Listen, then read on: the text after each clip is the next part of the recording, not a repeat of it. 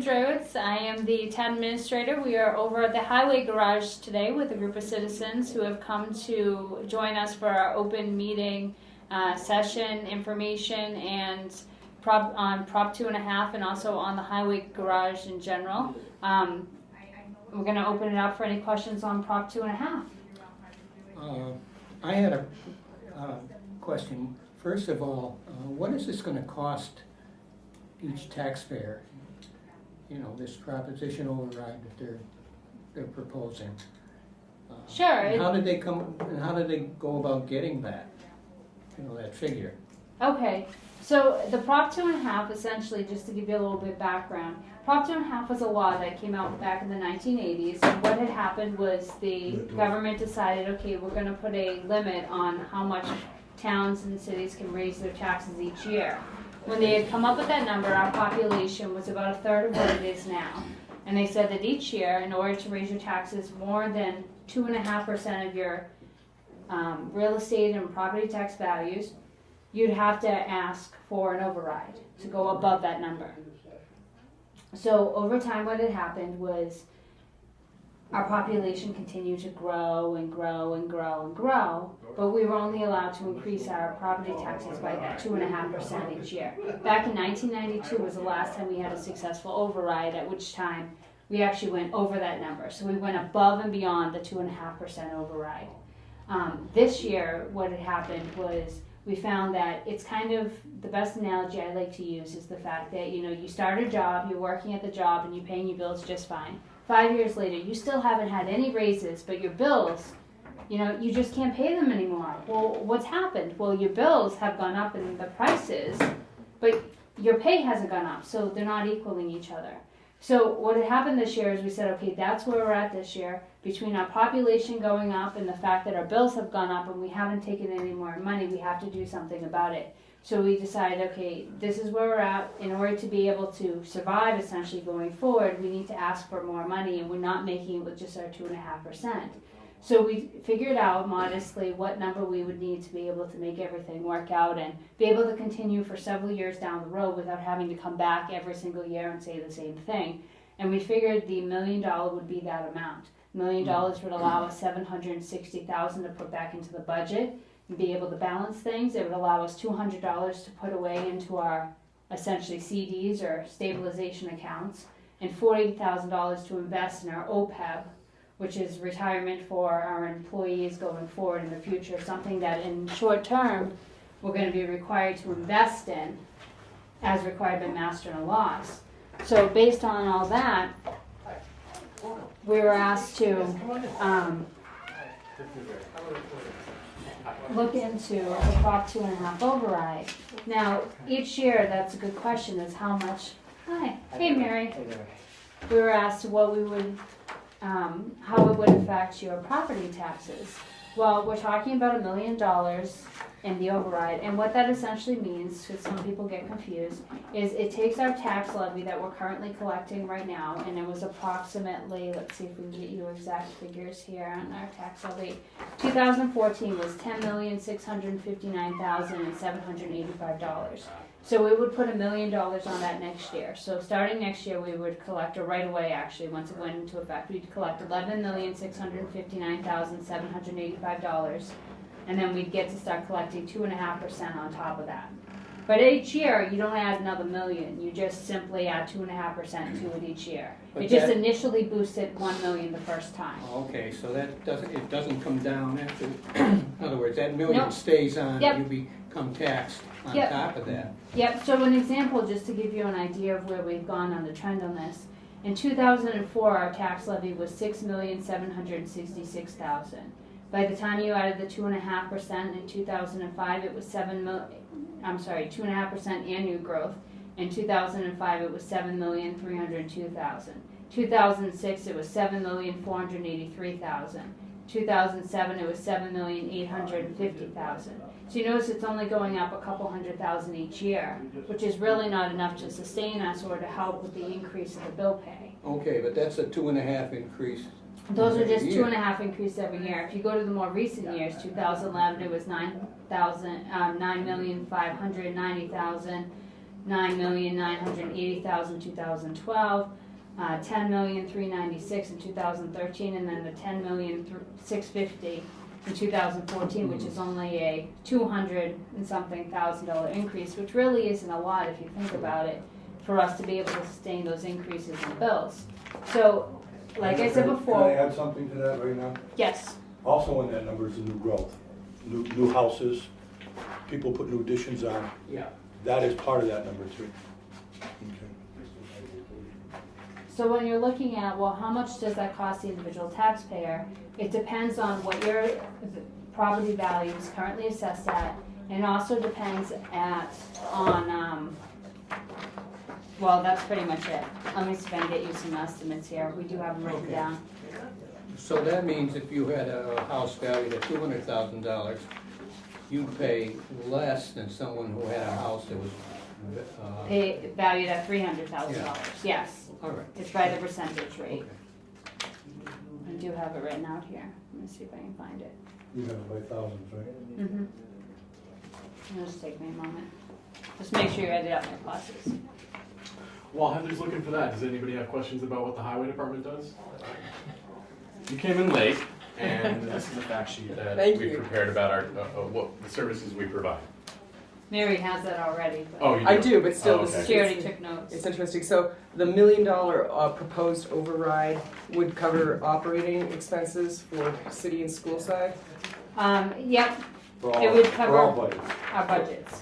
But there would still be cuts, or would there not? If Yeah, there would still be moderate, reductions in certain things. So, even with the override. yep, so the FY15 budget that, as requested, from all the different departments, had put us well into the $15 million category. And what it would do is when we went into the Prop 2.5 budget, is there'd still be some reductions. For example, the school department had requested $4,069,000, and this would fund them at $4 million. So they'd get almost everything they had asked for. Other departments had asked for larger amounts as well, and the same thing would happen. And I will eventually find the sheet if it takes me all day. Can you give me some of those hard numbers later? Yes, Yeah, yes I okay, can. thank you. Yes, I can.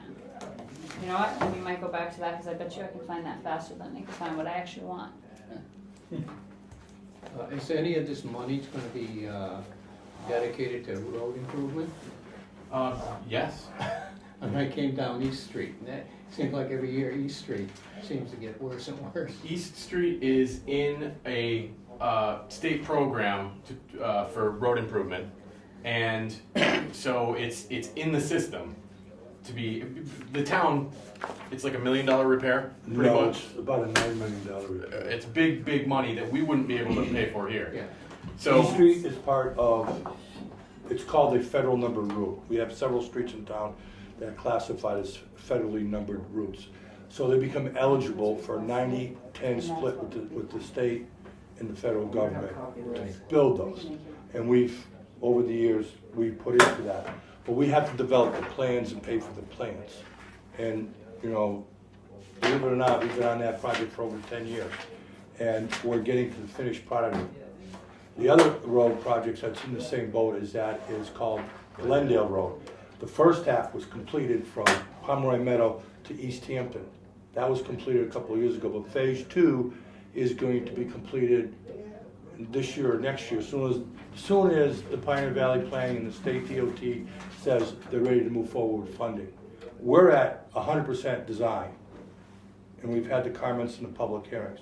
But that money won't come off the town budget, that'll come off the state budget and the federal budget, but we are still responsible for all the design costs, which is roughly about 9-10%. Is that East Street you're talking about? East Street. East Street is gonna be around $9 million job, depending if they're gonna do the bridge or not. the bridge was the $1 million. That's what I was thinking of. Yeah, just for, I'm concerned, I've heard, and probably from you, Randall, that we're talking 2019 for this project to get started. That's what it Is that says on the correct? state website. However, I would defer to Ed. That those dates can move. I think we've those already- dates are not cast in stone. Right. Well, First of all- I hope they move quickly. I mean, I hope. They're not gonna move quick, Art, because number one, don't sit there and think the state has just as much money as to fin out the product. back before the big dig was done, there was $60 million in Pioneer Valley for road projects. Now there's 13. Now every city and town is vying for that. So it's pushing all the timeframes I back. understand that. Well, that's the fact of the But I matter. also understand that, we're talking about the little dig down in Springfield to take care of 91. The aqueduct. And everything else, and I wanna know if we've been working on this for 10 years, and we've gotta wait almost another 5 or 6 years. You're gonna wait until the I money's mean, available. that's almost ridiculous, and Well- I think we should be pushing our elected officials a hell of a lot harder than we I've- are. I've Elected talked to- officials have been on board on this. The point is, a lot of this goes with two budgets, the federal budget and the state budget. And they have to be in sync. The federal budget hasn't been funded for 2 decades. They're just living off the trust. And all I know, I I'm drive, just I telling you, drive it's around fine. here and I see, some of these little jerk-water towns like this, and they have beautiful roads and so on and so forth, and I say, we've got one of the most road that's used constantly. It's got a bridge that every time I go across it, I go, oh my God, I hope I make it. And, 10 We're in years, position, I'm not putting any blame no, on I'm just anybody. telling you right now, the town is in position with all the work they've done. And any project, you can go and talk to the Pioneer Valley Planning Commission, it takes a minimum of 10 to 12 years if you get on the STP program before you even considered for the funding. We're in that realm now. We have to go through every single step with the State Highway Administration and Federal Highway Administration. At a 25% phase, we have to have a public hearing. We had the public hearing. Then we go to the 75% stage. And all through that project, everybody and anybody that's involved that has comments, and we have to redesign those plans to encompass those comments. Now when we get to the 100% phase of that is, it's already due, it's on the shelf. That 10 years ago when all this big, how would you say it, stimulus money was out, there were cities and towns that had projects on the shelf, and we did too. We just weren't getting it. The bigger cities got it, the Turnpike got it, but as far as I'm concerned, it's a process. We have to be patient. We are obligated to maintain that road and take care of it in a drivable condition during that period. These are local roads with certain designations that are only eligible for this funding. In order to be patient, you have to talk to the politicians, like you said, and that's been done numerous times. You have to, not that one politician can do it, but they can be part of the squeaky wheel process. You have to go through hearings, you have to go with the Pioneer Valley Planning, and then you have to go through the Department of Transportation, which is the old Mass Highway, and deal with that. So we're But at it's in the process. Glendale Road will come first, because it's at the 100% stage. Okay, that small stretch between Route 10 and Pomeroy Meadow, that's scheduled to go in the next year or so. All right, this other road, there were some drawbacks. If we took the bridge out of there, it might have went a little faster. But where are you gonna come up with $8 or $9 million to do a project? And to do the road and then the bridge alone is absurd. It would be. And one of their suggestions were to take the rails and just replace the rails. Well, if you look at the bridge, it's structurally insufficient. But the bridge itself goes back to 1933. All right, and one of the biggest things I was here, we've been fighting this thing, and part of it is to get the state bridge division and the state engineering division to be on the same page, and this takes time. All right, but in order to do that bridge, one of the last things I wanted to do was, I want the bridge evaluated and to be looked at as a whole. But to go in and take the rails off, which is gonna constitute 1/3 on one side of the bridge, and then the other bridge is another third, and we're only gonna save 1/3 of the bridge to add the 2 railing systems to it, because you're gonna cut back, it doesn't make any sense. No. So we went back and we went after them to do the whole bridge. That's where it is. Well, I can say that I, for one, appreciate the fact that we are trying to get other money to pay for it other than our own tax money, because as we all know, we're kind of deficient. And at the town meeting, there was a question about, whether you who are, the people who work with the town actively go after grants and actively seek other monies. And I think it's commendable what you guys do with what you have to work with financially. Some of the projects we've done, Line Street was a big project. That was $7 million.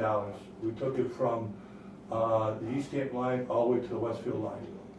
Okay, that was probably 18 years ago. Took 10 years to get it done. Pomeroy Meadow was another major job. That was all state money. That was $7 million. Glendale Road was $4.5 million. It gets done and that, but it takes an awful lot of work behind the scene. This guy here doesn't have a lot of work because I left him a lot of work. But it's got to be done. You got to be on top of it. But that kind of money, you have to be responsible to get the right answers and do everything in order, because just like Art says, why are we waiting? Well, we're waiting because they're not going to invest their money until everything is covered and everything is done properly. It's not a wish list where they can dole these things out. There is a process, and the Federal Highway Administration is 10 times higher than the State Highway Administration. And it's their money, and they want to make sure it's spent. Is there a pork barrel out there? Of course there is. But in this process here, we're a small town, and we just have to be patient. And we have been successful. We've done 11 bridges here over since I've been here, and we probably did about 4 major streets to the tune of about maybe $20 million. And we have other money in here. We're chasing other money all the time. And Randall is learning the ropes, and he's doing that too. Can I just ask quickly, what's the name of the federal program that would fund the East Street? It's called STV funds. We went into several different areas on that. We went into a small road program, and what's unique about that is the reason why we're in the small, that's, first of all, it was Governor Romney's program, the Fix It First program. Right. That was there years ago, and that it allowed us to get involved with that. It was supposed to streamline this faster, well, it never streamlined it faster. We had more hoops because we asked to have more exceptions and things waived, because we wanted to keep small character road a small character road. And the state is, notorious for building highways. And sometimes in order to get the waiver to keep these characteristic roads in plat, you have to fight, and you have to show them why. You have to have traffic counts to verify it. And they're used to building 50-foot blacktop, 25-foot shoulders, and cut right through. We didn't want to do that. We had to prove that there was no fatalities on that road for 20 years. We had to prove a whole bunch of other things. But it's a work in progress. But when it's all said and done, the road is going to be what they call a Vermont-style low-volume road. There was only about 800 cars a day on that, going both ways. But it is a federally numbered route because it connects the city of Hoyoke to us and carries it forward to a state highway. So going back to how much will it cost me? I was able to find it was right where it should have been. It was just 4 pages in. Sorry about that. So our current tax rate is $15.20 per thousand. The new tax rate would be You have a copy of that, Mary? Yeah, I do. So you don't have to write it down. It's right there on top. Oh, I see. Okay, yeah. The new tax rate will be $16.76 per thousand. So if your house was $150,000, or that's what it's valuated at, you could sell it, whatever you sell your house for is not the same as what the town has it valuated at. Sometimes it's relatively the same. Sometimes your house may be valued at more than what you can sell it for, and sometimes it may be valued at less. So whatever the assessor's office has your house evaluated at, that's the number you look at. So if the assessor's office has your house evaluated at $150,000, then your additional tax costs annually would be $234. If the assessor's office has your house evaluated at $250,000, that would be $390 additional annually. But the way folks have looked at things in the past sometimes is, how much does it cost to, how much of the taxes go towards putting a kid towards school? Folks who have, more than one child, You know, they've already taken out the amount of value. And they've already got more than their tax money's worth of sending their child to school at that point. Yeah. So, and most people at some point of their lives or another have had children in school. The other thing to look at, we get this comment all the time is, well, our taxes are already really, really high. Well, they're really not regionally if you look at it. Out of the 19 communities that are in Hampshire County, we are the 6th out of 20. So 20 is the highest, we're number 6, we're way down here. So up high is Amherst. Amherst tax rate right now is $20.97 per thousand. The lowest is Hadley at $10.64, and right now we're at $15.20 coming in ranking number 6. It'd be nice to print that in the paper, the whole thing. So, Yeah, that'd be we'll great. get That'd you be a nice, copy. because I Yeah. get that as I've been handing out the Copies. flyers to people, Yeah. people are home. Right. Well, we already pay so much in taxes, and there must be, mismanagement of funds and all this other stuff. And, so I think that that's so important to see. Hadley splits their tax rate. They don't have one residential rate for business now. They charge a higher rate for business. Okay, yeah. That's that why makes it's sense. Hadley has a Yeah. split rate. And Yeah.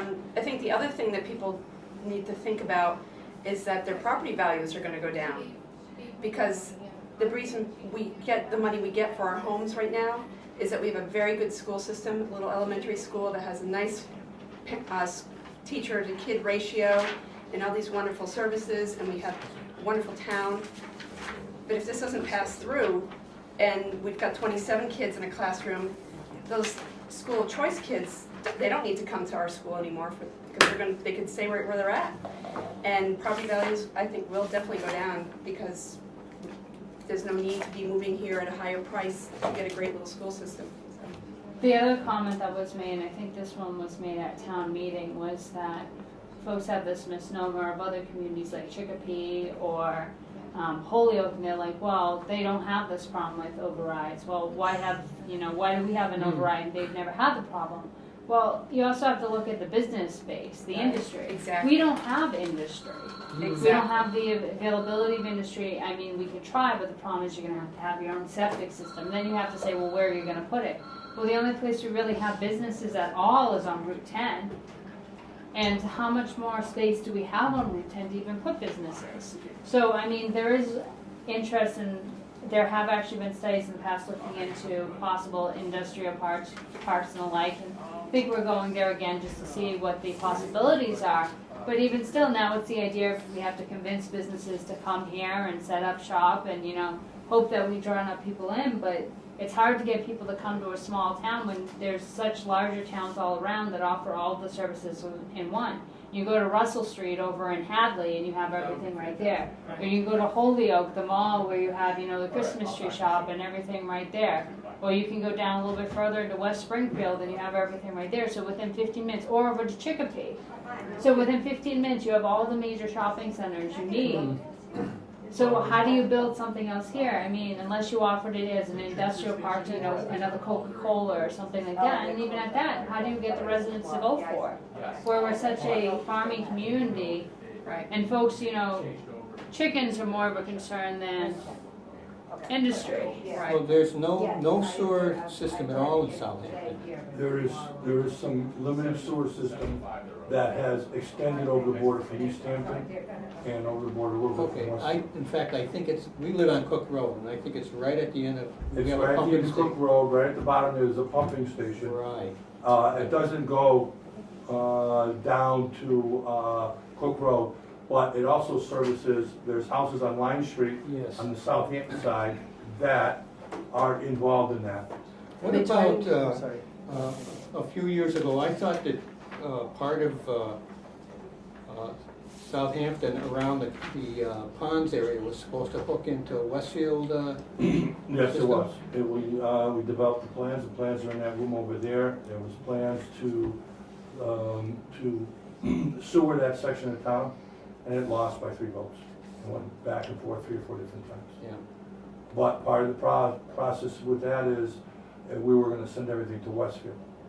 And Westfield wanted a couple $100,000 to even talk to them. And once we had the agreement with them, we had to pay a larger share than what was custom because we're going to their facility and we were discharging in another water basin, so there was additional headaches involved there. Now, in years past, we've been talking to Easthampton that if we extend, we'll extend into that pump station down there. It was designed to increase the propellers and to, with some simple modifications, they could take a lot of Southampton from the ponds area into that facility there.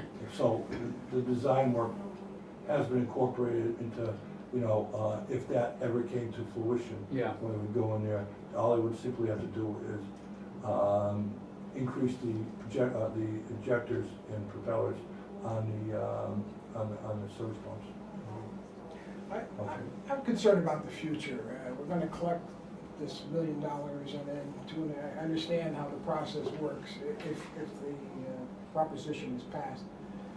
What's gonna happen 5 years or 10 years down the line? Do you have a plan going forward? So we've been working with the finance committee, the treasurer and the accountant to come up with our very first financial plan for the town of Southampton.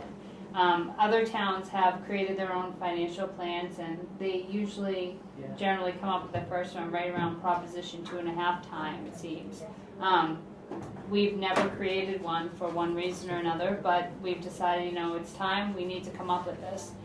We've been working on it. Essentially what we've been doing is putting out projections for the next 5 years for expenses and revenues, and also looking at some essentially rules, so to speak, we can put in place and actually put out forward for recommendations to the Board of Selectmen to accept or to adopt and to utilize as for their spending mechanisms. So for instance, where we have capital expenses, we can say, okay, well, we would like to recommend that we only spend, for instance, this is just an example, we haven't come up with anything concrete yet, but say we'd only spend 10% of our funds and capital expenses if the funds are less than, if our current bank account for capital expenses is less than 200,000. If it's between 200,000 and 400,000, then we can spend up to 20%. You know, and so forth like that, so that we always have money in the bank.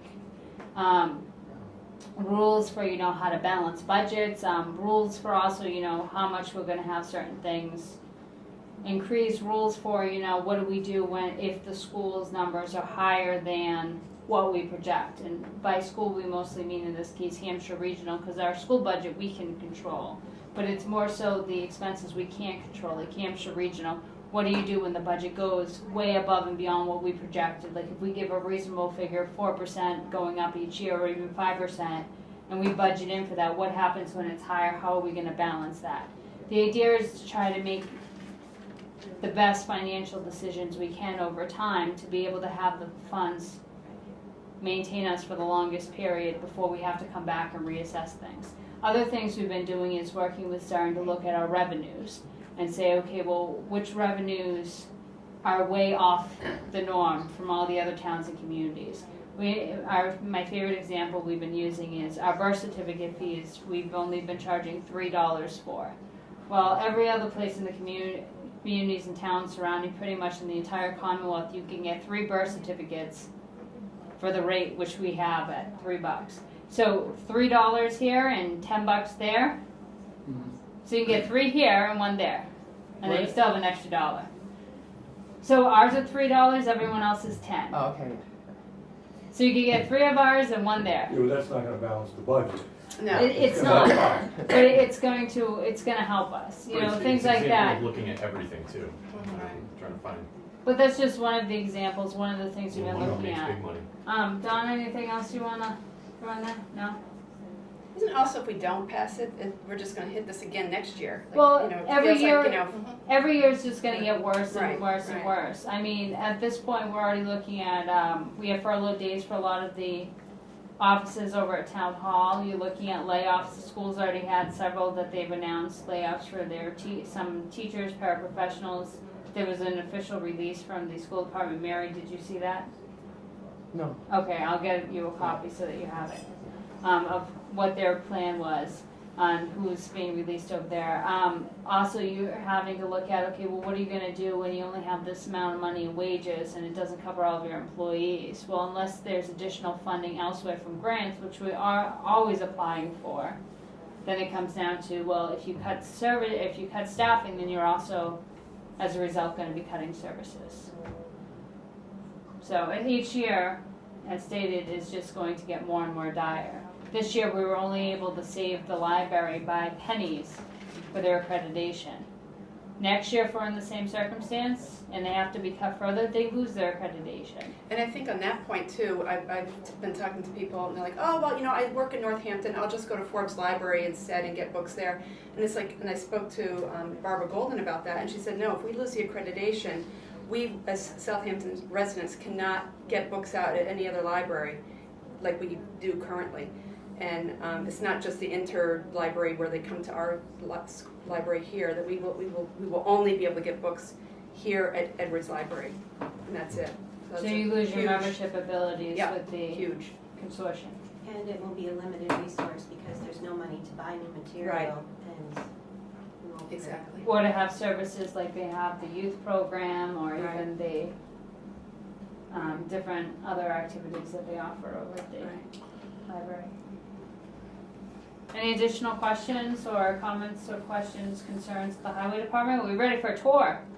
Yeah, anybody want to see what our equipment is like, or any questions about the fact sheet, what we do, or just want to start the tour? We'll start the tour. All right. I wanted to ask you about street sweeping. What do you got? Is that something that you do to all the streets every year, or every so many years? Past practice has been every street.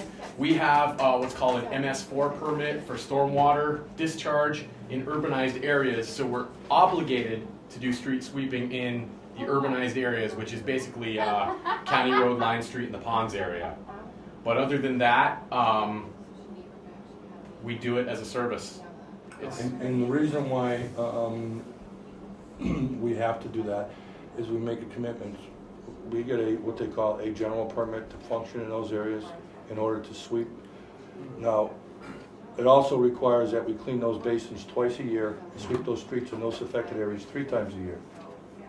Now, we use a lot of sand in our operation, and because straight salt by itself is, if there's hills and curves and that, it doesn't have the traction power.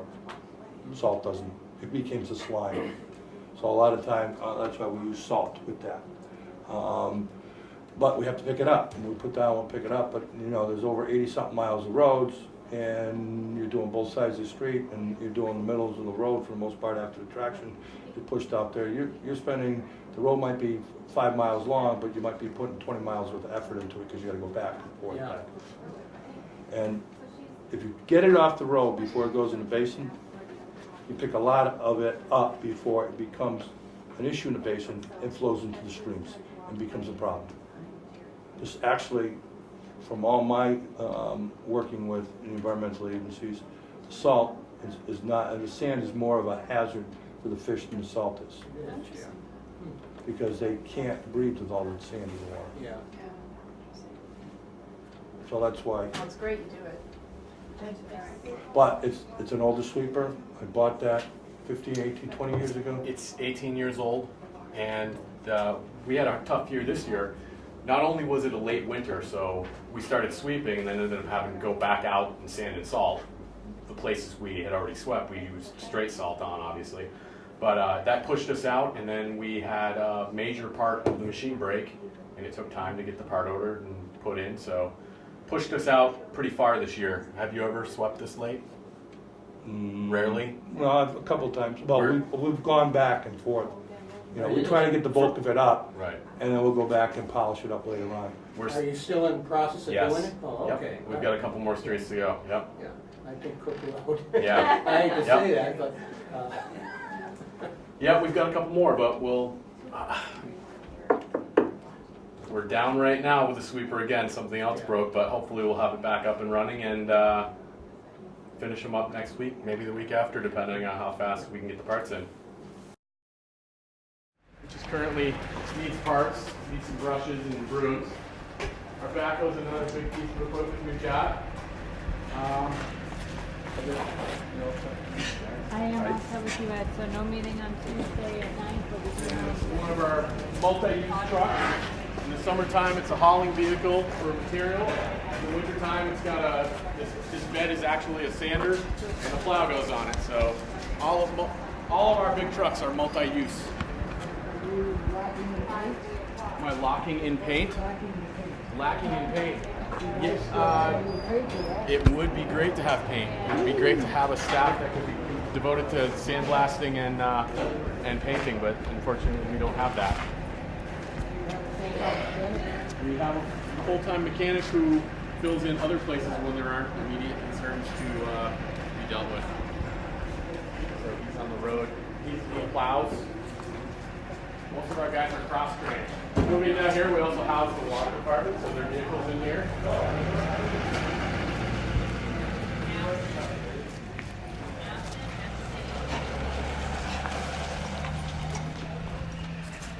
These are some of our newer trucks.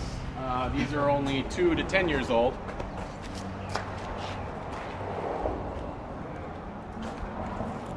You can pretty much tell this. What is that? That's a sander. Truck mounted sander.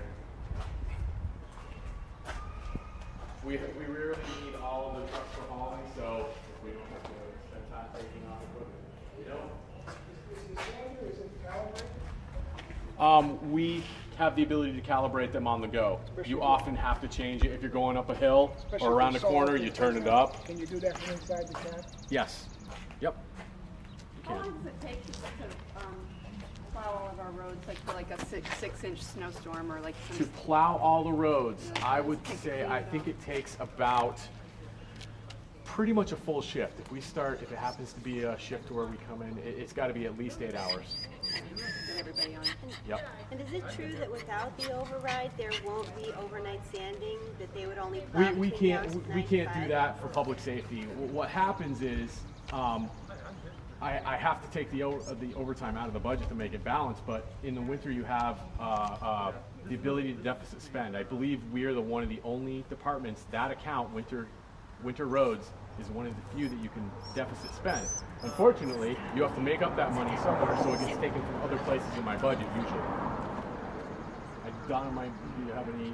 That's pretty much accurate, right? Right, and I believe if there's not money in the budget to cover it at the end of the year from another one of your accounts, then it comes off of our free cash when we balance Yeah, the books right for off the the year. top for So the it next just comes of next year's, or it gets added to the tax rate, or somehow we have to pay that. It's one of the things though that's been cut over the years, so it almost guarantees you deficit spend. Which where do you squeeze the money from? I've got a rock in each hand, Do we still have free cash? You want to wait? How much? I believe right now the free cash is at like 100,000. Yeah, go ahead and roll So it. once June 30th hits, whatever's in free cash, you basically can't spend anymore until it's recertified. So if our free cash is certified next year, say it could be 200,000, which is really the 100 that was left over from this year plus another 100. It can roll over into the next year. That's a piece of equipment that we would like to replace, but there's no money for it. We use loaders extensively. I guess we can move on further down.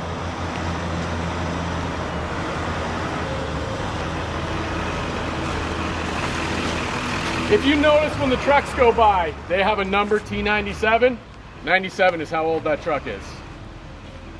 That might help you visualize what some of the equipment is like. This is one of our more advanced pieces of equipment. It's a catch basin cleaner truck. You need a special license to run it, like that sidearm mower. That's a roadside mower over there. That's another piece of equipment you need a specialized license for. This one just got a scoop. We do that in-house too, clean out catch basins. You pull the grate, like this is a catch basin over here for anybody who doesn't know. You pull out the cover and go down and scoop it out right into the back. And This is a town vehicle, it's not marked, that is a water department vehicle. and it's still not marked? I'm not the water department. You want me to leave the doors open? Yeah, leave the doors open. We're going to go there next. So the water Thank you, department's Mike. not part of the highway department? They're a separate department. We share facilities, obviously, and staff. The superintendent, the water department is basically a superintendent. When they need staff, they work with the highway department and we provide that staff. So, moving on. We also are the fuel, as you saw from the fact sheet, we're the fuel depot for the town. the fire, police, highway, council on aging, and school department all get their fuel here. That is managed, ordered. All the compliance stuff is done by the highway department. That happens here. Tanks are there. The same thing. The same thing came back again. Said it will change it. This is our garage where everything's repaired. I think this is our oldest truck back here. Big truck, it's a 96. This is a 97. So we've got some age on some of these vehicles and we hold them together as best we can. One of the trucks actually, the floor rotted out and we've got an old street sign to replace the floor that we welded in. Where we keep processed gravel when roads wash out, you put this in and it packs down really well. One of the many ways we have cost savings, they did some work on Route 10. Everybody get caught in traffic on it. Well, what they do is they grind up the old pavement and put new down. We were able to work with the contractor that performed it. They had their equipment staged here. In return, they gave us some of the processed millings, which can be used as a substitute for processed gravel. So that saved us some money. They gave it to us, and that's always a good thing. So the patchwork that's pretty much it. I believe so. It's overpave the whole thing. And stuff. It's a state road, so we don't plow it, we don't maintain it. That's state of the Commonwealth of Massachusetts. So. Oh, it's too large to actually. This is our. Over here we have the police cruisers. They keep their old ones here, and they often, as you can see, come over and cannibalize parts off these to put on to keep theirs running. So they're in the same boat we are. This is our road grader that we use to smooth out the dirt roads. It's an old military surplus vehicle we got a number of years ago. I noticed the nice job you did on Maple Street. Yes.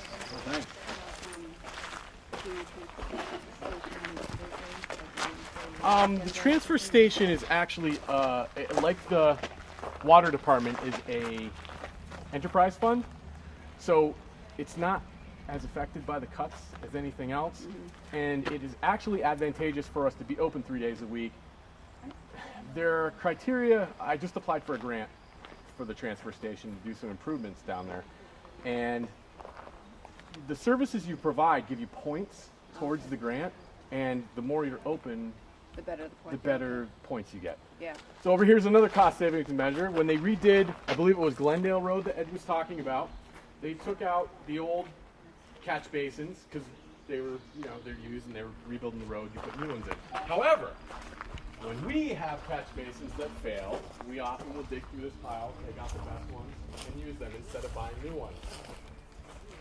We do every chance we get. Every chance. So here are our plows, our building materials for catch basins, and this is our salt shed. You want to come in here. Pretty empty right now. Yeah. However, in the fall, when we order up all the stuff, you will have a pile of salt. We usually order a couple of big dump trucks, and that's why you need some high ceiling in here. The pile will be up here, that high, and this is the mixed sand and salt pile. Will be out to about here. You can hardly get a loader in here when it's full. I've noticed in my travels recently, the state has a lot of salt sheds that have salt spilling out of the entrances.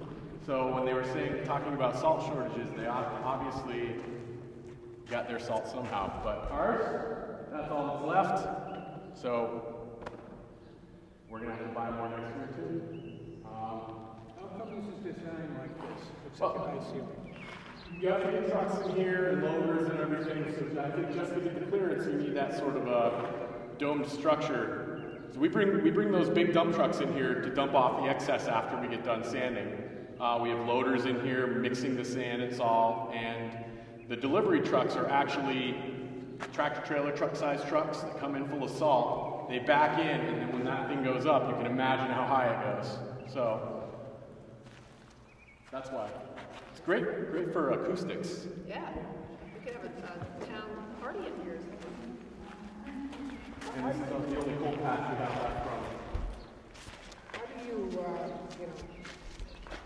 get your saw? I don't mean that facetiously, but I mean, you go to out the bid for the year? Is that Yes, how- Hampshire County, for a lot of our materials, we use Hampshire Council of Governments.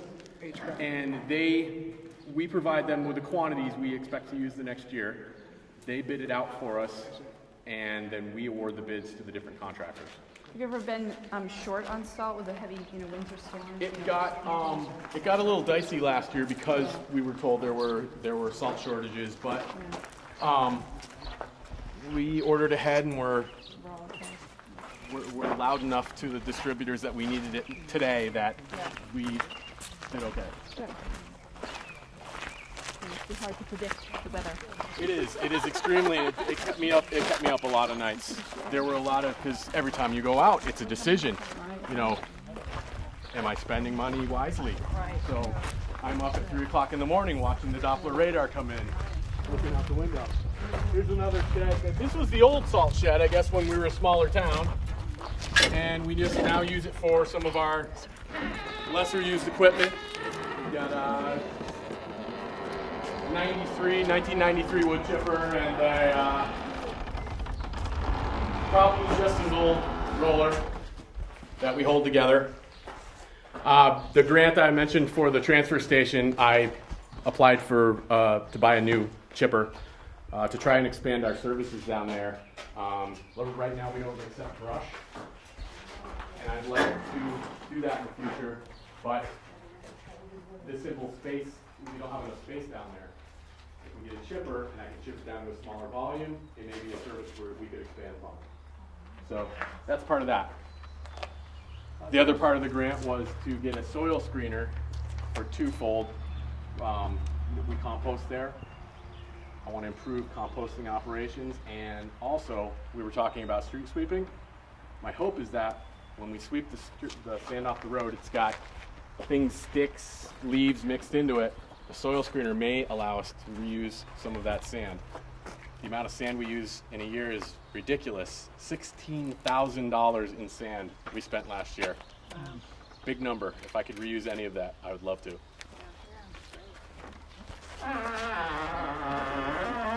Well, that's the 10-cent tour. Did that elicit any questions from anybody? All I want to say, Randall, I think you're doing a great job. Well, I was set up pretty well.